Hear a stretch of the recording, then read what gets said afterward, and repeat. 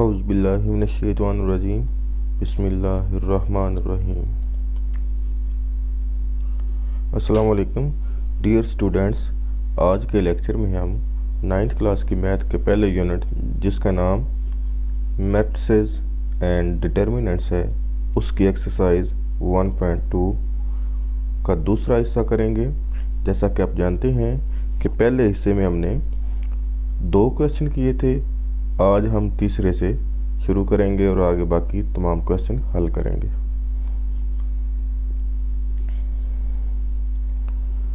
तीसरा क्वेश्चन है, from the following matrices identify diagonal matrix, scalar matrix, unit matrices.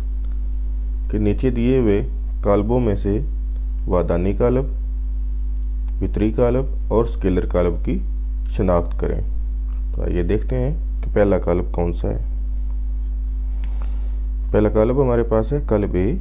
तो कालब ए में देखा जाए तो यहाँ पर वितरी रकान जो हैं, जो डायगोनल एंट्रीज हैं वो एक जैसी हैं। तो ऐसा कालब जिसकी डायगोनल एंट्रीज एक जैसी हों उसको हम स्केलर कालब का नाम देते हैं। तो लिहाजा यहाँ पर लिखेंगे हम स्केलर मैट्रिसेस। अगला कालब है हमारे पास कालब बी। तो कालब बी में हमारे पास वितर के अरकान एक जैसे नहीं हैं लेकिन नॉन ज़ीरो हैं। वितर के अरकान एक जैसे नहीं हैं लेकिन ज़ीरो के बगैर हैं, ज़ीरो के अलावा हैं, जबकि गैर वितर जो हैं वो ज़ीरो ज़ीरो हैं। तो लिहाजा ऐसा कालब जिसमें कम अज़ कम एक रुकन गैर सिफर हो, ऐसे कालब को हम वितरी कालब का नाम देते हैं। तो इंग्लिश में उसको लिखेंगे डायगोनल मैट्रिक्स। आगे तीसरा कालब है कालब सी।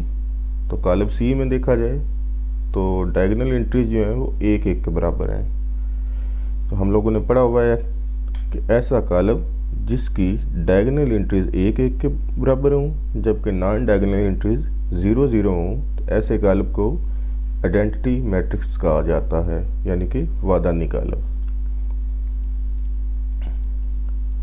अगला कालब है कालब डी।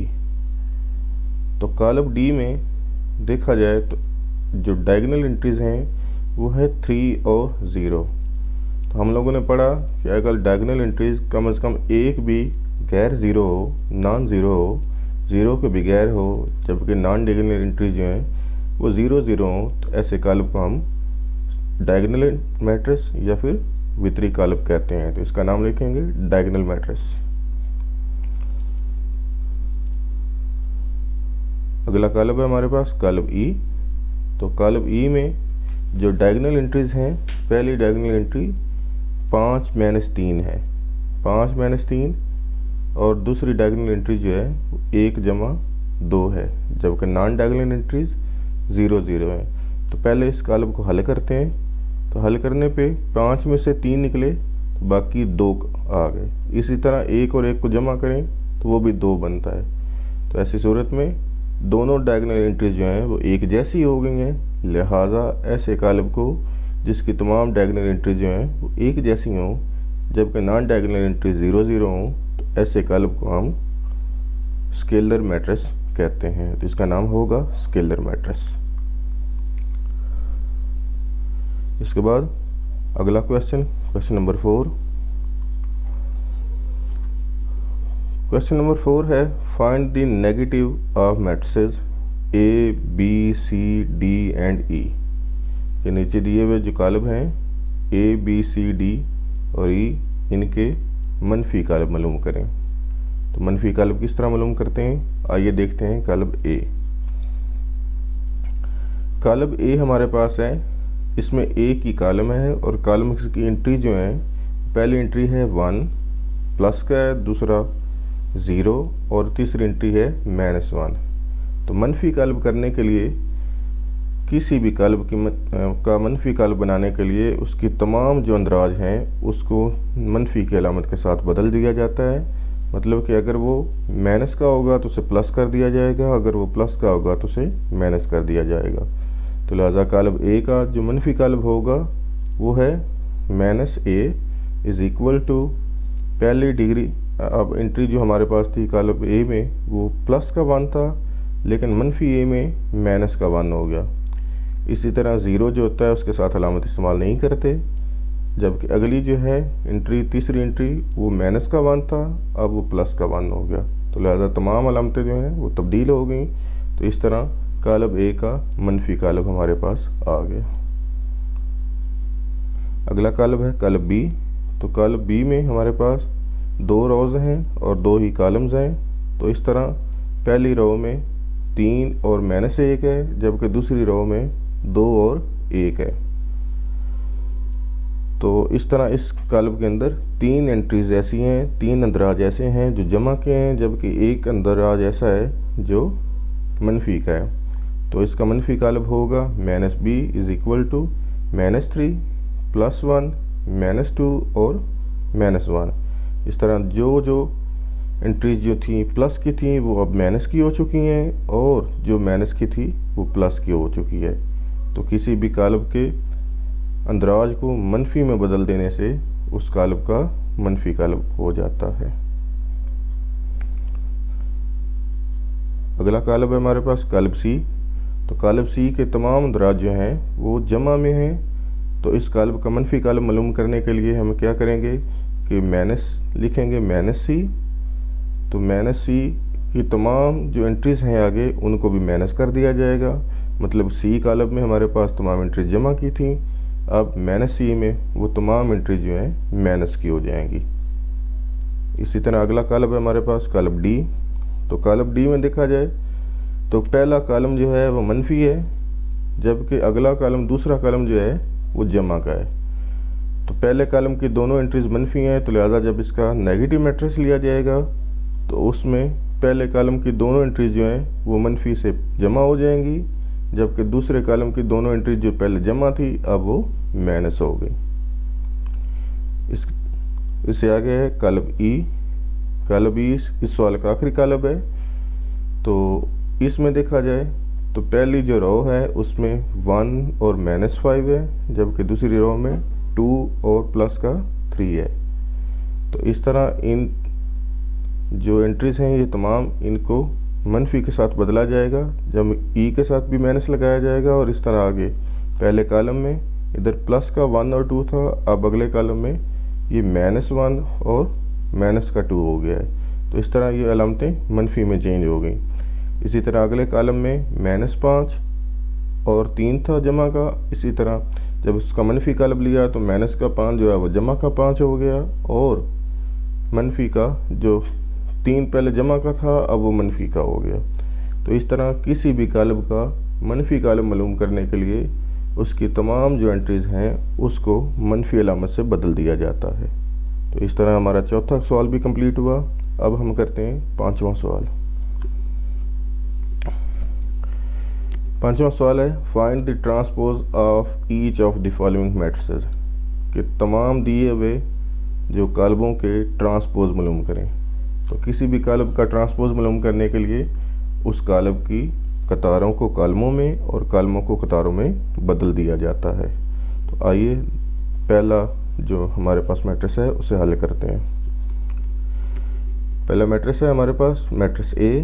तो इसमें देखा जाए तो एक कालम है, तो इस कालम को हम कतार की सूरत में बदलेंगे तो वो इसका ट्रांसपोज कहलाएगा। तो इसको लिखेंगे हम AT बराबर है जो पहले अब 0, 1 और -2 कतार कालम की सूरत में था, अब वो 0, 1 और -2 कतार की शक्ल में आ गया है। तो इस तरह कालब ए का जो ट्रांसपोज होगा वो लिखेंगे AT इज़ इक्वल टू 0, 1, -2 कतार की सूरत में। अगला कालब है कालब बी। तो जिस तरह कालब ए में एक कालम था, इसी तरह कालब बी में एक कतार है। तो इस कतार को हम कालम की शक्ल में बदलेंगे तो वो हो जाएगा इसका ट्रांसपोज। तो बी का ट्रांसपोज बराबर होगा 5, 1 और -6 कालम की सूरत में। तो पहले ये कतार की सूरत में इनसे थे, अब इसे कालम की सूरत में बदल दिया, तो इस तरह ये हमारे पास बी का ट्रांसपोज बन गया। आगे है तीसरा कालब हमारे पास कालब सी। तो कालब सी में 2 कतारें हैं, 3 कतारें हैं और 2 कालम्स हैं। तो किसी भी मैट्रिक्स की कतारों को कालमों में और कालमों को कतारों में बदलने से हासिलशुदा जो मैट्रिक्स होता है उसे उस मैट्रिक्स का ट्रांसपोज कहते हैं। तो इसका ट्रांसपोज होगा ये। तो इस तरह पहले देखें हमारे पास पहली कतार थी 1 और 2, अब जब उसका ट्रांसपोज लिया तो 1 और 2 पहला कॉलम बन गया, तो कतार से ये कॉलम बन गया। इसी तरह हमारे पास दूसरी कतार थी 2-1, तो ये कतार से कॉलम बन गया। 2-1 यहाँ पर जो है वो कॉलम की सूरत में है। इसी तरह इधर देखें तो सी में हमारे पास है 3-0 तीसरी कतार है, जबकि सी के ट्रांसपोज में ये 3-0 तीसरा कॉलम बन चुका है। तो इस तरह तमाम कतारें जो हैं वो कॉलमों की शक्ल अख्तियार कर चुकी हैं, तो लिहाजा हम कहेंगे कि सी का ट्रांसपोज है। आगे हमारे पास है कॉलम डी। कॉलम डी में हमारे पास 2 कतारें और 2 ही कॉलम्स हैं, तो इसकी कतारों को कॉलमों में बदलेंगे। तो यहाँ पर देखते हैं डी का ट्रांसपोज लिया, डी के ऊपर टी लगाया, और इसकी कतार पहली थी हमारे पास डी में पहली कतार थी 2 और 3, तो डी टी जो है इसमें डी के ट्रांसपोज में ये 2 और 3 कॉलम बन गए। इसी तरह हमारे पास दूसरी कतार थी डी में 0 और 5, तो ये आगे जाकर 0 और 5 कॉलम की शक्ल अख्तियार कर गया है। तो इस तरह इसकी कतारों को कॉलम में बदलने से जो हासिलशुदा कॉलम है उसे हम कहेंगे डी का ट्रांसपोज। आगे हमारे पास कॉलम है कॉलम ई। तो कॉलम ई में हमारे पास 2 रोज़ हैं और 2 ही कॉलम्स हैं, तो इसकी भी रोज़ को कॉलम्स में बदलने से हासिलशुदा जो कॉलम होगा उसे कॉलम का ई का ट्रांसपोज कहेंगे। तो कॉलम ई का जो ट्रांसपोज है वो है 2-4। 2-4 पहले यहाँ पर देखें तो माइनस ये कॉलम था, अब ये कतार बन चुकी है। या अगर इस सूरत में देखें कि ई में 2 और 3 जो था वो कतार थी, तो ई के ट्रांसपोज में वो कॉलम बन चुका है। इसी तरह -4 और 5 ये भी एक कतार थी, तो ये अब दूसरा कॉलम बन चुका है। तो इसकी कतारों को कॉलम में बदल देने से हासिलशुदा जो कॉलम है उसे कॉलम ई का ट्रांसपोज कहेंगे। अगला कॉलम है हमारे पास कॉलम एफ। तो कॉलम एफ में 2 कतारें और 2 ही कॉलम्स हैं। पहली कतार जो है वो है 1 और 2, तो और दूसरी कतार है हमारे पास 3 और 4।